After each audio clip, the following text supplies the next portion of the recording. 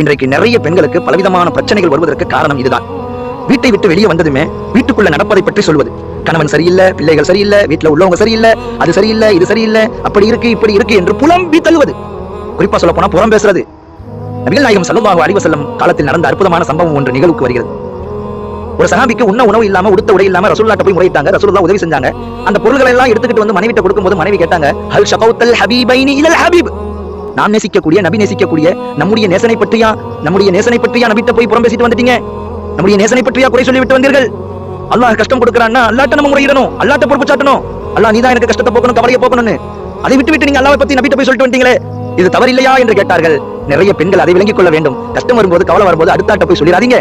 அல்லாஹ்ட்ட முறையிடுங்க, தொழுகுங்க, திக்ர் செய்யுங்க. அதை கொண்டு அல்லாஹ் விட்டு முறையிடுங்க. யா அல்லாஹ், நான் தொழுதிருக்கேன், நான் திக்ர் செஞ்சிருக்கேன், இதை கொண்டு நீ தான் சரியாக்கி தர வேண்டும். என் கஷ்டத்தையும் கவலையும் இந்த தஹஜ்ஜத் தொழுகையை கொண்டு பொறுப்பு சாட்டுறேன், இந்த ஃபஜ்ர் தொழுகையை கொண்டு நான் கேட்கிறேன், சரியாக்கி கூடிய அல்லாஹ், கவலையை நீ போக்கி ரப்பே என்று பெண்கள் இறைவனிடத்தில் கையேந்தும் போது அல்லாஹ் நிச்சயமாக அந்த கஷ்டத்தை போக்கி விடுகிறான், கவலையை போக்கி விடுகிறான்.